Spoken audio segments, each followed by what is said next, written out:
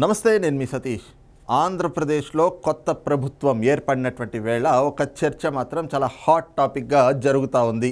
మరి ఏమిటి ఆ చర్చ, దానిపైన జరుగుతున్నటువంటి ప్రచారాలు ఏమిటి అనేటువంటి అంశాన్ని చూసే ముందు ఒక్కసారి నిన్నటి అంశాన్ని ప్రస్తావించుకుంటే, నిన్న కూటమి ప్రభుత్వం అయితే గనక ఆంధ్రప్రదేశ్లో కొలువు తీరినటువంటి పరిస్థితి. ముఖ్యమంత్రిగా చంద్రబాబు నాయుడు గారు బాధ్యతలు స్వీకరించారు. ఇక మంత్రులు కూడా గవర్నర్ అబ్దుల్ నజీర్ ఆధ్వర్యంలో మంత్రులు కూడా ప్రమాణ స్వీకారం చేసినటువంటి పరిస్థితి. ఈ క్రమంలో ఆంధ్రప్రదేశ్లో కొత్త ప్రభుత్వం, కూటమి ప్రభుత్వం ఏర్పడింది. ఇక ఏర్పడినటువంటి వేళ ఇప్పటికే ఒక వైపున చూస్తే మంత్రి పదవులు అయితే ఇచ్చారు, కానీ వాళ్ళకి ఏ శాఖలు కేటాయించబోతా ఉన్నారు అనేటువంటి చర్చ ఒకవైపున విస్తృతంగా జరుగుతున్నటువంటి క్రమంలో మరొక చర్చ కూడా జరుగుతూ ఉంది. అదేమిటి అంటే, అసెంబ్లీ స్పీకర్గా ఎవరు ఉండబోతా ఉన్నారు, ఎవరిని ఎంపిక చేయబోతా ఉన్నారు అనేటువంటిది కూడా ఎంతో హాట్ టాపిక్గా ఒక చర్చ అయితే జరుగుతూ ఉంది. దానికి సంబంధించి పలువురి పేర్లు కూడా ప్రస్తుతం పెద్ద ఎత్తున ప్రచారంలోకి వస్తున్నటువంటి పరిస్థితి. మరి ఏమిటి, ఎవరి పేర్లు వస్తూ ఉన్నాయి, వాళ్ళపైన ఏ రకమైనటువంటి ఈక్వేషన్స్ అంటే ఎలాంటి లెక్కలు వేస్తూ ఉన్నారు, దానిపైన ఏ రకమైనటువంటి చర్చలు జరుగుతున్నాయి అనేటువంటిది కూడా ఒక్కసారి ఆ ఫోటోలు చూద్దాం. రైట్, ఇదే చూస్తున్నాం కదా. ఇక్కడ మనకి కనిపిస్తున్నటువంటి ఈ 6 పేర్లే ప్రస్తుతం ఆంధ్రప్రదేశ్ స్పీకర్ అయ్యేటువంటి అవకాశం ఉంది వీళ్ళకి అంటూ కూడా పెద్ద ఎత్తున ప్రచారం జరుగుతున్నటువంటి పరిస్థితి. కారణం ఏమిటంటే, వీళ్ళల్లో మనం పలువురిని చూసుకుంటే సీనియర్ నాయకులు, సీనియర్ పొలిటీషియన్లు, తెలుగుదేశం పార్టీలో మొదటి నుంచి ఉన్నటువంటి వాళ్ళు కూడా ఉన్నారు. ఉదాహరణకి మనము అయ్యన్న పాత్రుడు గారిని చూసుకుంటే, ఇప్పటికీ నర్సీపట్నం నుంచి 7 సార్లు ఎమ్మెల్యేగా గెలిచారు, 6 సార్లు మంత్రిగా కూడా చేసినటువంటి వ్యక్తి, ఒక్కసారి ఎంపీగా చేశారు. ఎన్టీ రామారావు గారు పార్టీ స్థాపించినప్పటి నుంచి, తెలుగుదేశం పార్టీ ఆవిర్భావం నుంచి కూడా ఆయన పార్టీతోటే కొనసాగుతూ వచ్చారు. ఇప్పటికి 7 సార్లు ఎమ్మెల్యేగా గెలిచిన ఆయనకి ఈసారి మాత్రం మంత్రివర్గంలో చోటు లభించలేదు. అందుచేత ఈసారి ఆయనకైతే మాత్రం స్పీకర్గా అవకాశం కల్పించేటువంటి అవకాశం ఉంది. ఎందుకంటే ఆయన సీనియర్ ఎమ్మెల్యే కాబట్టి అని చెప్పేసి అన్నటువంటి ఒక ప్రచారం కూడా జరుగుతూ ఉంది.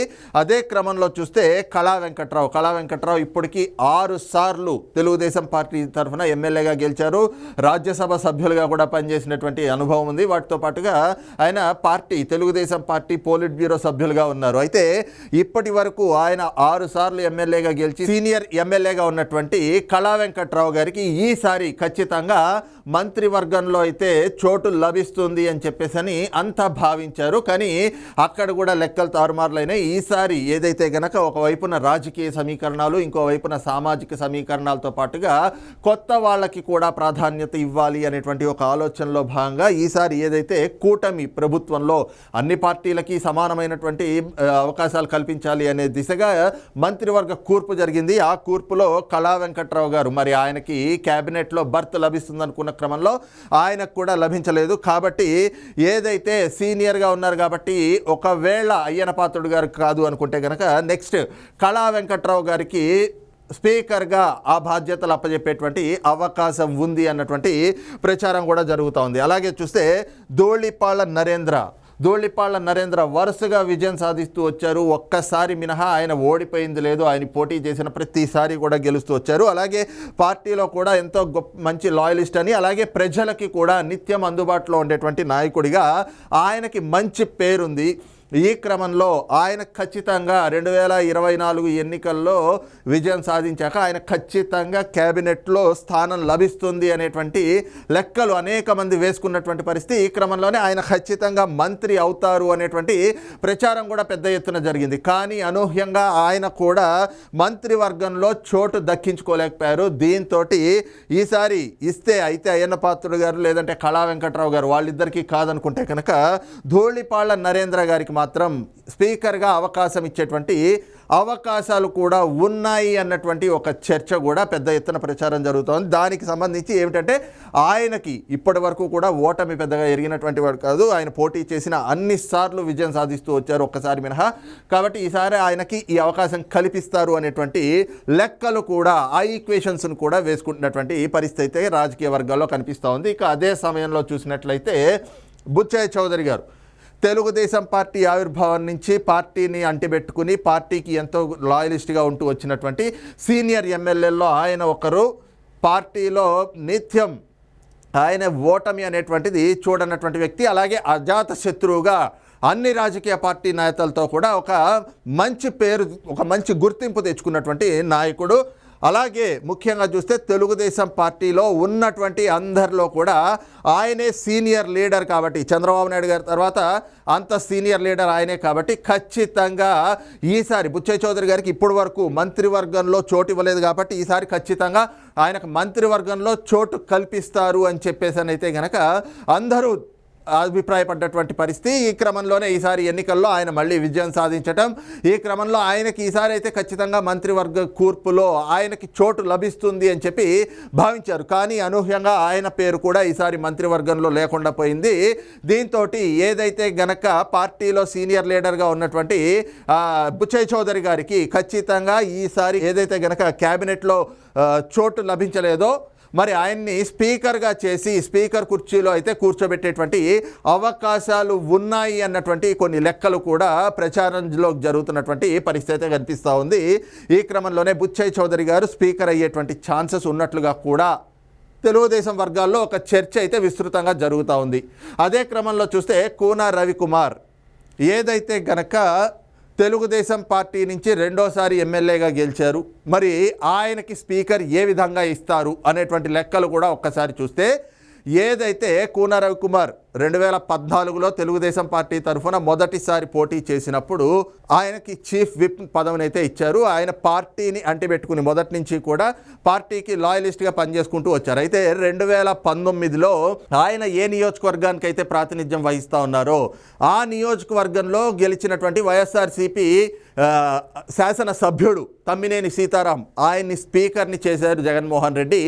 ఈ క్రమంలో స్పీకర్ అయినటువంటి తమ్మినేని సీతారాం మీద పోటీ చేసి గెలిచినటువంటి కూన రవికుమార్కి ప్రస్తుతం ఇప్పుడు ఏదైతే గనక ఈ ప్రభుత్వంలో కూటమి ప్రభుత్వంలో ఒక ఈ శాసనసభాపతి మీద విజయం సాధించినటువంటి కూన రవికుమార్కి స్పీకర్గా అవకాశం కల్పించేటువంటి అవకాశం ఉంది అన్నటువంటి చర్చలు కూడా జరుగుతూ ఉన్నాయి. ఈ విధంగా ఏదైతే ఇప్పుడు అటు రాజకీయ వర్గాల్లో కావచ్చు, అలాగే తెలుగుదేశం పార్టీలో కూడా ఈ రకమైనటువంటి కొన్ని చర్చలు, కొన్ని ప్రచారాలు కూడా జరుగుతున్నటువంటి క్రమంలో మరొక పేరు కనుమూరి రఘురామకృష్ణంరాజు ఏదైతే 2019లో వైఎస్ఆర్ కాంగ్రెస్ పార్టీ తరఫున గెలిచి ఆయన జగన్మోహన్ రెడ్డికి ఆ ప్రభుత్వానికే వ్యతిరేకంగా వాళ్ళు అవలంబిస్తున్నటువంటి ప్రజా వ్యతిరేక విధానాలపైన తన పోరాటాన్ని చేసుకుంటూ 2024లో తెలుగుదేశం పార్టీ తరఫున ఉండి శాసనసభ్యుడిగా ఆయన విజయం సాధించారు. కనుమూరి కృష్ణంరాజు గారికి, రఘురామకృష్ణంరాజు గారికి త్రిబుల్-ఆర్ ఈయనకైతే ఈసారి స్పీకర్గా అవకాశం ఇచ్చేటువంటి పరిస్థితులు కనిపిస్తూ ఉన్నాయి అన్నటువంటి ప్రచారం కూడా ముందుగా చూస్తే ఎన్నికల పోలింగ్ ముందర నుంచి కూడా ఈ రకమైనటువంటి చర్చలు జరుగుతూ ఉన్నాయి. ఎప్పుడైతే ఆయన్ని ఉండి ఎమ్మెల్యే అభ్యర్థిగా తెలుగుదేశం పార్టీ ప్రకటించిందో అప్పటి నుంచి కూడా ఈ చర్చ పెద్ద ఎత్తున జరుగుతూ ఉంది. ఏదైతే రఘురామకృష్ణంరాజు గారు ఎమ్మెల్యేగా గెలుస్తారు, ఎమ్మెల్యేగా గెలిచిన తర్వాత ఆయనకి ప్రభుత్వంలో స్పీకర్గా చోటు కల్పిస్తారు, ఆయన స్పీకర్ అవబోతా ఉన్నారు అన్నటువంటి చర్చ ఎన్నికల ముందర నుంచి కూడా, పోలింగ్కి ముందర నుంచి కూడా, పోలింగ్ తర్వాత కూడా పెద్ద ఎత్తున జరుగుతున్నటువంటి పరిస్థితి. ఇక కౌంటింగ్ అయిన తర్వాత ఈ ప్రచారం మాత్రం చాలా విస్తృతంగా జరుగుతూ ఉంది. ఏదైతే ఇప్పటికే ప్రభుత్వం ఏర్పడినటువంటి నేపథ్యంలో రేపు 17వ తారీఖు నుంచి అసెంబ్లీ సమావేశాలు కూడా జరగబోతా ఉన్నాయి. మొదటి రోజు చూస్తే ప్రోటెం స్పీకర్ని పెట్టి ఎమ్మెల్యేల ప్రమాణ స్వీకారం ఉంటుంది, కానీ స్పీకర్గా ఎవరిని ఎంపిక చేస్తారు అనేటువంటి చర్చ ఇంత విస్తృతంగా జరగడానికి కూడా కారణం అవే. ఏదైతే ఈ నెల 17వ తారీఖు నుంచి అసెంబ్లీ సమావేశాలు, కొత్త ప్రభుత్వం ఏర్పడింది, మరి అసెంబ్లీ సమావేశాలు కూడా నిర్వహించడం అనేటువంటిది సాంప్రదాయం కాబట్టి ఇప్పుడు అసెంబ్లీ సమావేశాలు నిర్వహించేటువంటి క్రమంలో మరి శాసనసభాపతిగా ఎవరు కూర్చోబోతా ఉన్నారు అనేటువంటి ఈ చర్చ ఇంత పెద్ద ఎత్తున జరగడానికి కారణం కానీ, ఈ రకంగా వీళ్ళందరి పేర్లు ప్రచారంలోకి రావడానికి కారణం కానీ ఈ అంశంగానే కనిపిస్తూ ఉంది. మరి ఏమిటి ఈ ప్రభుత్వం ఎలాంటి నిర్ణయం తీసుకోబోతా ఉంది, ఎవరిని శాసనసభాపతిగా ఎన్నుకోబోతా ఉన్నారు, మరి చంద్రబాబు నాయుడు గారు కానీ, పవన్ కళ్యాణ్ గారు కానీ, అలాగే భారతీయ జనతా పార్టీ కానీ వీళ్ళు సంయుక్తంగా కలిసి సభాపతిని ఎన్నుకోవాలి కాబట్టి మరి ఈ సభాపతి స్థానం అనేటువంటిది, ఆ పదవి అనేటువంటిది ఎవరిని వరించబోతా ఉంది అనేటువంటిది కూడా ప్రస్తుతం ఆంధ్రప్రదేశ్లో ఎంతో హాట్ టాపిక్గా మారడమే కాదు, ఎంతో ఆసక్తిని కూడా కనబరుస్తున్నటువంటి అంశంగా కనిపిస్తూ ఉంది. ఈ క్రమంలోనే ఏవైతే ఈ పేర్లన్నీ కూడా ప్రచారంలో ఉన్నాయో ఇవంతా కూడా ప్రస్తుతం ఎవరికి ఎవరికి ఈ స్పీకర్ పదవి దక్కబోతా ఉంది అనేటువంటి దానిపైన ఒక ఉత్కంఠను కూడా రేకెత్తిస్తున్నటువంటి పరిస్థితి అయితే కనిపిస్తూ ఉంది. మరి ఈ అంశం పైన మీ అభిప్రాయం ఏంటనేటువంటిది కూడా కింద కామెంట్ సెక్షన్లో మెన్షన్ చేయండి. Thank you.